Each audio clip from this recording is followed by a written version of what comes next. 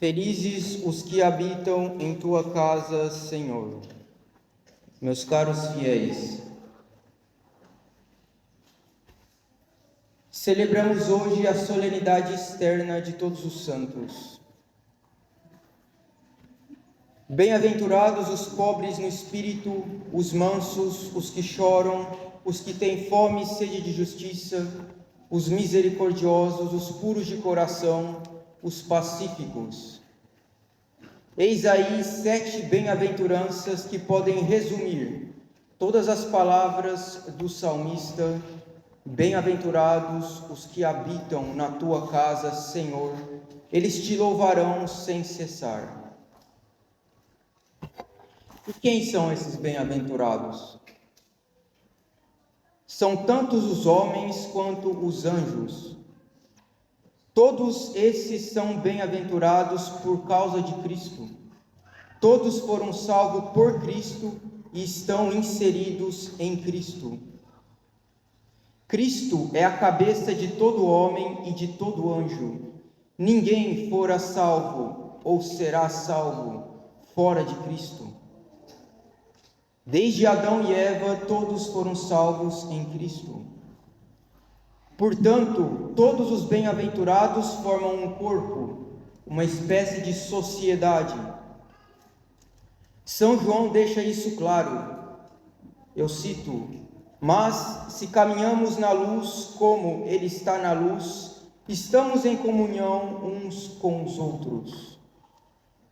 Ora, o que é essa comunhão senão uma partilha de um mesmo bem?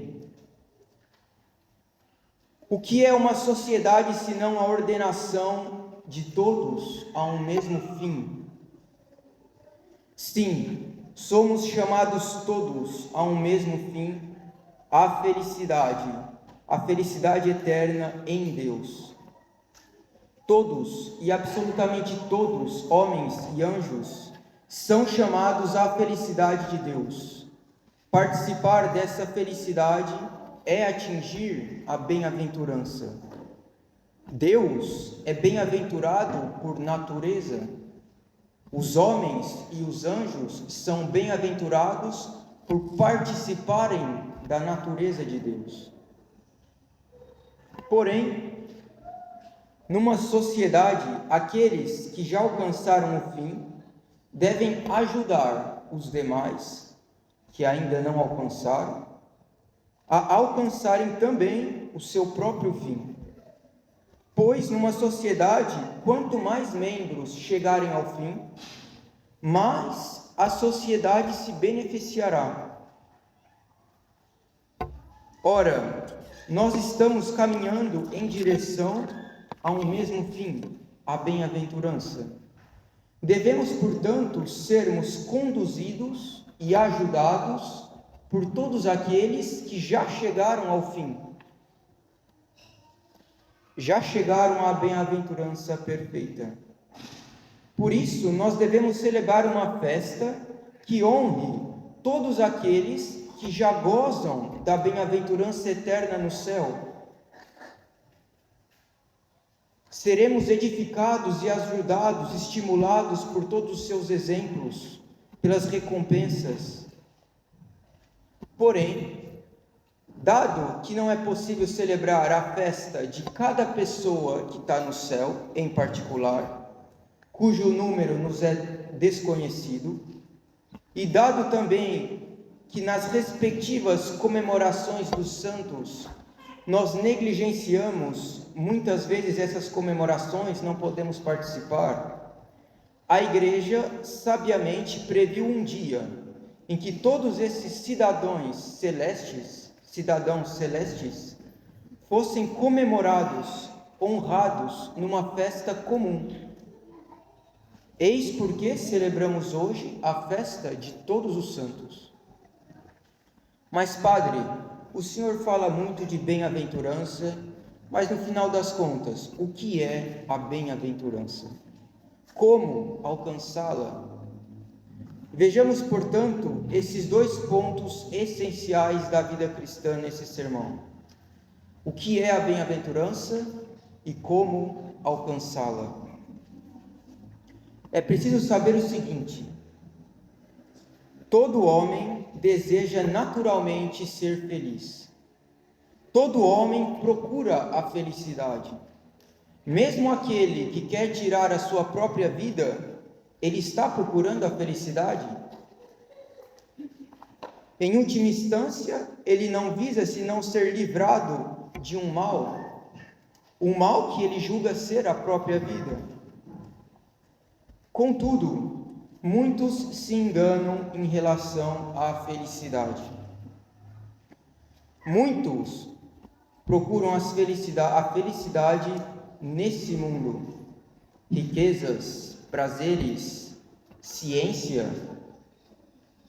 Mas analisemos essas opiniões. Será que realmente elas têm um fundamento? Será que a felicidade realmente está nesse mundo? Naquela bela e confortável casa à beira do mar? Naquela vida de conforto e opulência? Naquela vida de estudos tão desejados? Naqueles atos bons realizados com prazer? Meus caros fiéis, fazemos a experiência cada dia que, apesar de todas essas coisas que são boas, nada nos satisfaz. Estamos sempre procurando mais, queremos mais. Dito de outro modo, obtendo algo, vamos querer sempre outro e outro e outro. Nada nos sacia. Um grande mestre de vida espiritual, o jesuíta Lallemande, nos ensina que a cada momento as criaturas nos enganam. Elas nos propõem: pegue-me, você será feliz. Tome-me como fim, eu te saciarei. E nós acreditamos. Nós acreditamos em tal promessa e nos fazemos dessas criaturas como nosso fim. E em seguida nós nos frustramos, nos decepcionamos e procuramos outras, e outras, e outras, e assim por diante. Grande graça é perceber que nessa vida, que as criaturas não podem nos saciar, a única coisa que pode é Deus, é a bem-aventurança. Isso tem uma razão. Pode, por acaso, a felicidade suprema estar em algo imperfeito? Na posse não definitiva de algo que está sujeito sempre à mudança, à corrupção? Não, meus caros fiéis, a felicidade não pode estar numa criatura imperfeita, que acaba, que muda.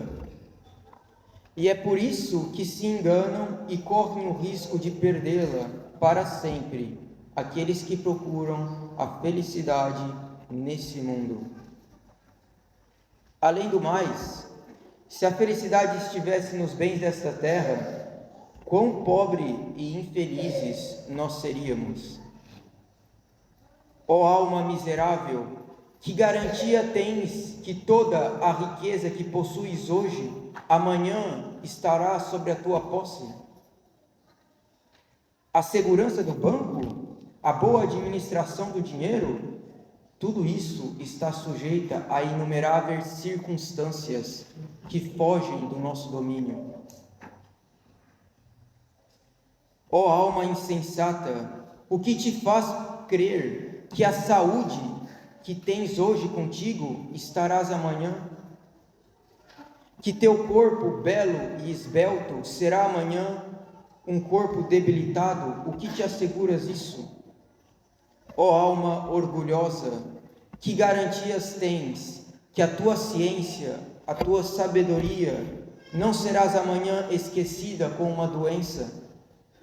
Que teus modos não serão amanhã como o de uma criança teimosa? Quantos sábios desse mundo já vemos que no fim da vida se tornam uma criança, esquecem tudo? Meus caros, nada nos garante a permanência nos bens deste mundo. Nesse mundo as coisas passam, as coisas mudam, as coisas estão sujeitas a roubos, e nós acompanhamos todas essas coisas. Nós mudamos, nós passaremos. O bem terreno é instável, nós podemos perdê-lo, e na verdade nós sabemos que um dia, efetivamente, o perderemos. Talvez não inesperadamente, sendo atropelado no dia seguinte, mas temos a certeza que um dia tudo será perdido, já que a morte chega para todos. Vaidade das vaidades, tudo é vaidade, diz o Eclesiastes. O Senhor tinha razão. Não ajunteis para vós tesouros na terra, onde a traça e o caruncho corroem, e onde os ladrões roubam, mas ajuntai para vós tesouros no céu, onde o teu tesouro estás, lá o teu coração estarás.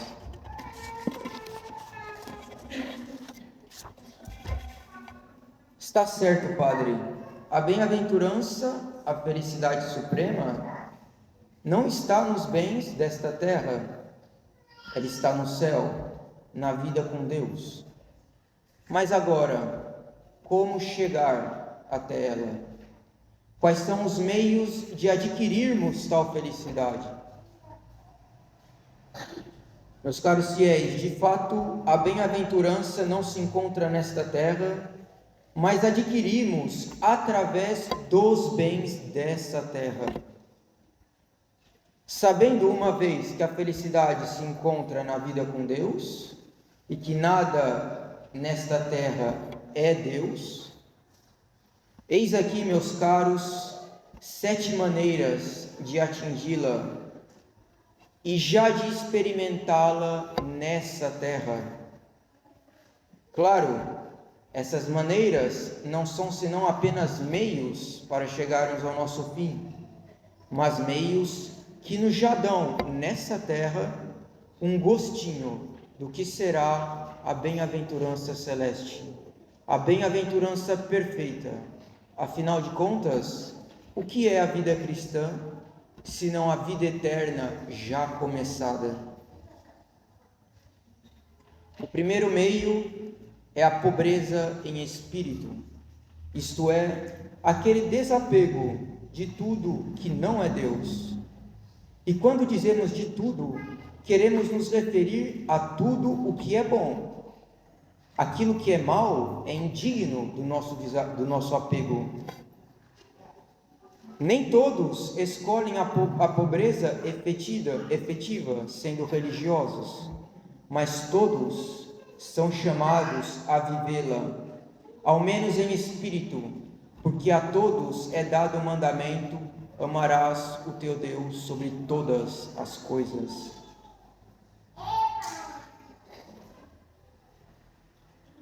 O risco de nos enganarmos é grande, e por isso Deus nos envia as provações, perda de bens, de cargos, calúnias, perseguições dos mais próximos.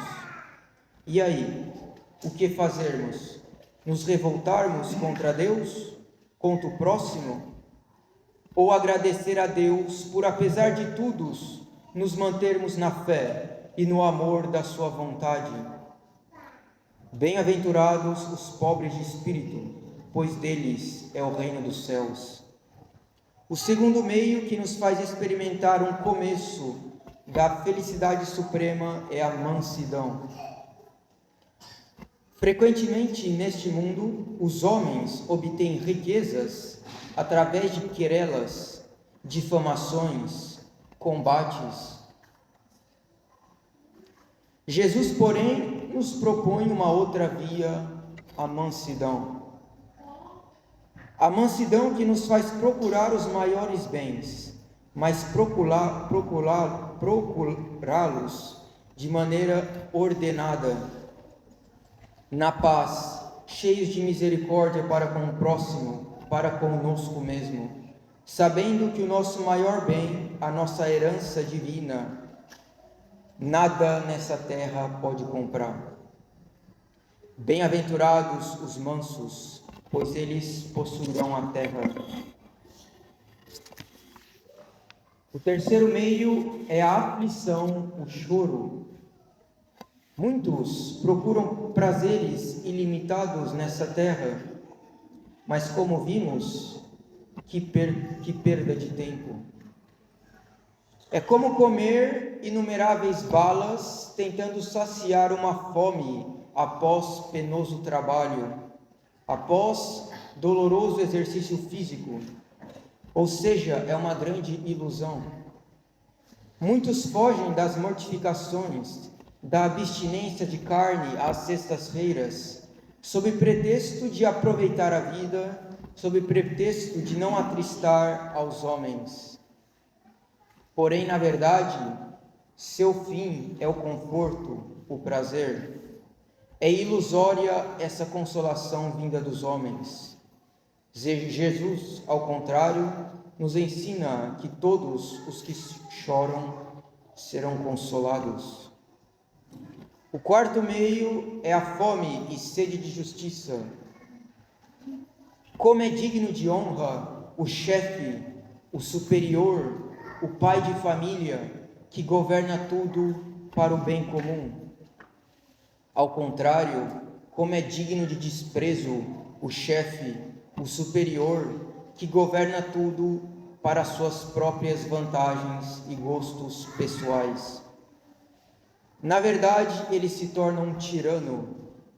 Procurar em tudo o que é justo a cada um, procurar a verdade, lutar pela verdade, apesar de todo o incômodo que ela possa nos causar. Eis aí o que é ter fome e sede de justiça.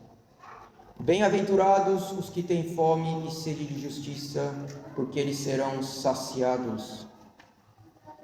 O quinto meio é a misericórdia. A maneira com que tratamos os nossos próximos é a maneira com que nós seremos tratados por Deus. Já que quem não ama o próximo não permanece no amor de Deus, nos diz São João. O mal se trata com o bem, o erro se cura com a verdade, a ofensa se sana com o perdão. É preciso muita humildade e coragem para pedir perdão, pois isso requer o conhecimento do erro próprio e requer uma firme vontade de mudança. Do mesmo modo, é preciso também muita humildade e coragem para perdoar, pois isso requer o reconhecimento da nossa e da miséria alheia, que todo homem padece, e exige também a crença que realmente, ajudado pela graça divina, o homem pode de fato mudar. Bem-aventurados os misericordiosos, pois eles alcançarão misericórdia. O sexto meio é a pureza de coração. O salmista já proclamava: quem pode subir à montanha de Yahvé? Quem pode ficar de pé no lugar santo de Yahvé?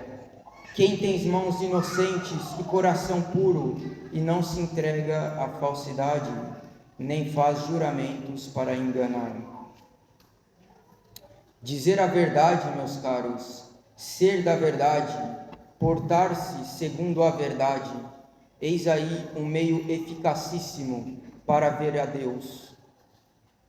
Em tudo procurar o bem do próximo, em tudo querer o bem do próximo, pois vemos Deus no próximo.